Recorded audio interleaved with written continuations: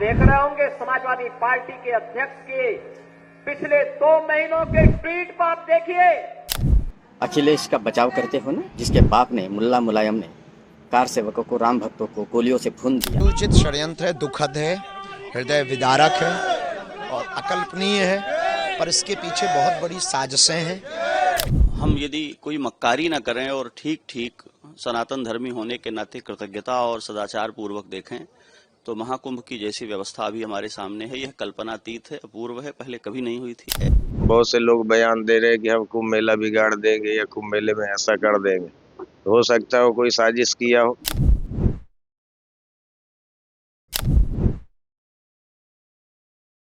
मौनी अमावस्या के दिन महाकुंभ में जो कुछ हुआ उसके बाद से लगातार डीएनपी इंडिया आपके सामने ये बताता रहा है, क्योंकि श्रद्धालु बता रहे थे, वहां मौजूद तमाम कुछ श्रद्धालु, जिस समय मौकाए वारदात पे जो लोग मौजूद थे उनमें से कुछ लोगों ने ऐसी भी आशंका जताई कि वहां कुछ उपद्रवी दिखाई दिए।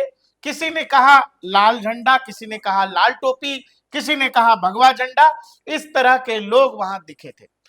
अब जब ये मामला यूपी एसटीएफ जांच कर रही है, तब यूपी एसटीएफ को उस भीड़ में जो सीसीटीवी खंगाला गया है राहुल भाई, उसमें 120 से ज्यादा संदिग्ध दिखे हैं। साथ ही वो जो पूरा संगम नोज का इलाका है, जिस जगह पर स्नान को लेकर, डुबकी को लेकर यह दुर्घटना हुई, उस पूरे इलाके में उस समय, दुर्घटना के समय, जितने मोबाइल फोन ऑन थे, 16,000 के आसपास फोन ऑन थे, उसमें से कुछ फोन उस घटना के बाद से लगातार ऑफ हैं और उनकी संख्या भी राहुल भाई 100 से ज्यादा बताई जा रही है। इस पूरे मामले को लेकर पहले से यह मामला संदिग्ध था। संदिग्ध इसीलिए भी था कि बहुत सारे लोग महाकुंभ की शुरुआत से आपने, हमने, बहुत सारे लोगों ने, सबने देखा कि किस तरह से महाकुंभ को बदनाम करने की, उसको डिफेम करने की कोशिश लगातार की जा रही थी। राहुल भाई, अब जब एसटीएफ इस मामले में कूद पड़ी है, उस पूरे इलाके की जांच की जा रही है, सीसीटीवी की जांच की जा रही है, बहुत सारे लोगों का तो फोन ही ऑफ है उसी दिन के बाद से। अब जिनका फोन ऑफ है तो ये जांच का विषय है कि भाई वे कौन लोग थे जिन्होंने अपना फोन बंद किया हुआ, क्या मंशा थी भाई, और क्या सोच लेकर के वो वहां पर आए थे कि उन्होंने ऐसा किया। और जब कुछ किया नहीं तो फोन ऑफ क्यों है? बिल्कुल सीधी सी बात है। हम पहले दिन से ये बात कह रहे हैं कि कोई ना कोई ऐसा था जो वहां पर कुछ करना चाहता था और वो हमें दिख रहा है। इसी मंशा के साथ में कुछ लोग वहां पर गए थे जो संदिग्ध बताए जा रहे हैं। 100 से ज्यादा लोग पहचाने जा चुके हैं, जिनकी पहचान हो चुकी है। एसटीएफ जांच कर रही है और इस पूरी की पूरी जो ये घटना है, इस पर सूबे के मुखिया योगी आदित्यनाथ अपनी नजर बनाए हुए हैं। अब जब ये तीसरा शाही स्नान जब हो रहा है बसंत पंचमी के अवसर पर, अब देखिए जो मैनेजमेंट है, लोग वहां के बता रहे हैं कि वो पहले से भी ज्यादा मुस्तैद हैं।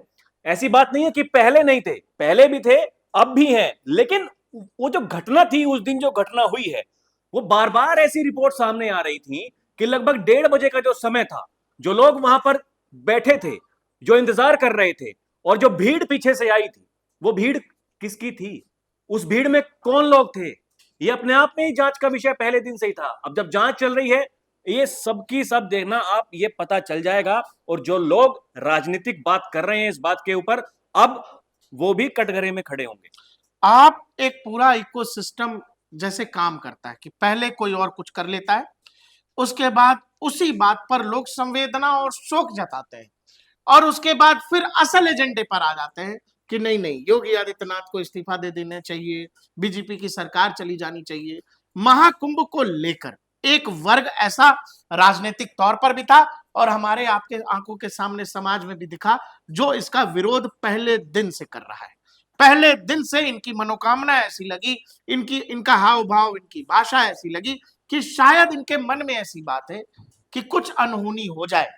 कुछ अनहोनी इसीलिए हो जाए कि निशाने पर फिर योगी आदित्यनाथ आ जाएंगे, उनकी राजनीति आ जाएगी, और फिर कुछ ऐसे लोग जिनको डर है, मैं फिर कह रहा हूं, जिनको ये डर है कि अभी नरेंद्र मोदी से लड़ रहे हैं, निकट भविष्य में मोदी के बाद योगी से भी लड़ना पड़ सकता है, तो योगी की राजनीति को जो है, योगी की छवि को जो है, इतना बड़ा चूंकि आयोजन हो रहा है, वहां करोड़ों लोग आएंगे, उससे जोड़ करके योगी आदित्यनाथ की छवि को डेंट कर दिया जाए। उस इलाके में 16,000 के आसपास, देखिए टेक्नोलॉजी बहुत आगे चली गई है राहुल भाई। एसटीएफ जब ये पूरे इलाके को देख रही है, जब छान रही है, तो रियल टाइम डाटा लिया है उन्होंने कि उस इलाके में उस समय कितने मोबाइल फोन्स जो है मौजूद थे। 16,000 के आसपास मोबाइल फोन जो है का डाटा रिट्रीव किया गया है, रियल टाइम डाटा दुर्घटना के समय का। उस 16,000 में से 100 से अधिक टेलीफोन्स, मोबाइल नंबर्स ऐसे हैं जो मौनी अमावस्या की घटना के बाद से ऑन नहीं हो रहे हैं। उस घटना को कई दिन हो गए। अब आखिर ऐसा क्या है कि मोबाइल फोन ऑन नहीं हो रहा है? यूपीएसटीएफ ने जो सीसीटीवी खंगाला राहुल भाई, अब देखिए हम आप जब कहीं जाते हैं धार्मिक यात्रा पर, तो हमें आपको भी सामान्य आंखों से दिख जाता है कौन यहाँ केवल श्रद्धा सुमन अर्पित करने आया है, कौन यहाँ मौज मस्ती करने आया है, और किसका यहाँ इरादा केवल डिस्टरबेंस करने का है या अपनी तरफ ध्यान आकर्षित करने का है। यूपीएसटीएफ ने सीसीटीवी में ऐसे करीब करीब 120 संदिग्धों का जिक्र है, जिसमें कि वो केवल शाही स्नान करने नहीं गए हुए थे, वहां पर कोई पुण्य प्राप्त करने नहीं गए हुए थे, और उनका मकसद केवल महाकुंभ के आयोजन में सम्मिलित होकर श्रद्धा सुमन अर्पित करने का नहीं था। उनका हाव भाव, उनका तौर तरीका, उनका बॉडी लैंग्वेज संदिग्ध लगा है यूपीएसटीएफ को। बिल्कुल, वो कुछ लोग जो ऐसे थे जो किसी और इरादे से वहां पर आए हुए थे। देखिए, हम पहले दिन से एक बात कह रहे हैं, ये घटना जो हुई ये बिल्कुल भी नहीं होनी चाहिए थी, लेकिन घटना के बाद कुछ संवेदनशीलता और कुछ संवेदनहीनता, वहीं से पता पड़ता है कि भाई आपकी मंशा क्या है। जो लोग संवेदनशील हैं वो लोग इस बात को कह रहे हैं कि देखिए, कोई घटना अगर हो जाती है तो उसके बाद में इस तरह की राजनीति करनी ठीक नहीं है। संवेदनशीलता क्या है? संवेदनशीलता यह है कि जो हमारे अखाड़ों ने किया तुरंत घटना के देखिए कितनी बड़ी, मतलब वो कुर्बानी देने को तैयार थे। वो उसी दिन उन्होंने कहा कि भाई हम नहीं जाएंगे, जिनका पर्व है उन्होंने कहा कि हम नहीं जाएंगे। और असंवेदनशीलता ये है जो लोग कह रहे थे कि लाश की संख्या क्यों नहीं बता रहे हो, अभी बताओ। संवेदनहीनता है साफ साफ। देखिए भाई, अगर बहुत बेसिक अंतर हो गया, दर्शक समझ, वो हम पहले भी कई बार बता चुके हैं, लेकिन बात इस बात की है कि अगर आप उस चीज का इंतजार कर रहे हैं, आप बार बार उसी सवालों को उस दिन भी उठा रहे थे कि भाई आंकड़े बताइए, आंकड़े बताइए, आंकड़े बताइए। अब भी कुछ लोग कह रहे हैं कि आप छुपा रहे हैं, सरकार जो है वो छिपा रही है कि असल आंकड़े अभी भी पेश नहीं किए जा रहे हैं। अब ये जो तीसरा शाही स्नान है, हमने देखा, आपने देखा, दर्शक भी देख रहे हैं, जो लोग वहां पर जा रहे हैं वो बता रहे हैं, तो ये अपने आप में सब कुछ स्पष्ट कर देता है। और उस दिन जो कुछ हुआ उसके पीछे की क्या मंशा थी वो भी सब लोग एकदम से स्पष्ट कर रहे हैं। जो वो कह रहे हैं वो सब सुन रहे हैं। अब आपको ये तय करना होगा कि देखिए, इतना बड़ा जो आयोजन हो रहा है, सबकी नजरें उसके ऊपर हैं। ये सूबे के मुखिया के लिए इससे बड़ा आयोजन तो अभी तक तो कोई नहीं। तस्वीरें जारी कर रहा है, नासा तस्वीरें जारी कर रहा है, इतना बड़ा आयोजन। उसके बावजूद अगर आपको राजनीति करनी है तो लोग समझ रहे हैं, देश की जनता जनार्दन बहुत समझदार है। वो देखिए, वोट की जब चोट करती है ना तो वो बहुत महंगी पड़ती है।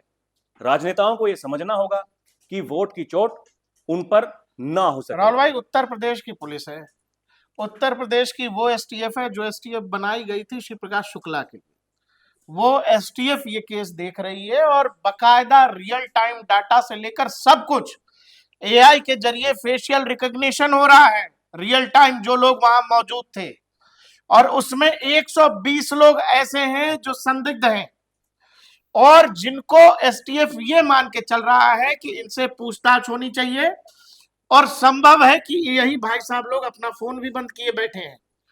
तो जिन लोगों को ये लगता है कि मौनी अमावस्या वाली जो भगदड़ थी वो अनायास था, वो यूं ही हो गया, वहां कोई मैनेजमेंट नहीं था और ये हो गया, वहां कुछ ऐसे लोग थे जिनकी इच्छा थी कि भगदड़ हो, मतलब तबाही हो, और उसके बाद राजनीतिक तौर पर और अलग अलग स्तर पर योगी आदित्यनाथ को डिफेम किया जाए।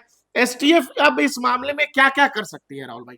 देखिए, बहुत सारे पहलू निकल करके सामने आ रहे हैं। एक बड़ी बात यह है कि जो खालिस्तानी आतंकी है गुरपतवंत सिंह पन्नू, उसने एक धमकी दी थी कि भाई मैं बदला लूंगा और ये जो आयोजन जो हो रहा है इसी में आपको पता चल जाएगा। तो वो पहले भी कई सारे ऐसे प्रयास कर चुका है और उसकी जो जड़ें हैं हिंदुस्तान में वो भी किसी से छिपी नहीं है। एक एंगल वो हो सकता है। दूसरी जो बात है कि बहुत सारी धमकी अलग अलग संगठनों से भी पहले आ चुकी हैं, मतलब टेररिज्म के लिहाज से भी बिल्कुल ये आतंकी साजिश हो सकती है, एक पहलू वो भी है। एक जैसे कि मैंने पहले बताया कि जो गुरपतवंत सिंह पन्नू वो पहले भी कई बार ऐसी धमकी दे चुका है, गीदड़ धमकी जिसे कहते हैं। अब उसी के द्वारा किया गया है या कुछ और मामला है वो तो जांच के बाद पता चल जाएगा, लेकिन इन सब बातों पर विचार किया जा रहा है कि भाई ये एंगल हो सकता है वहां पर।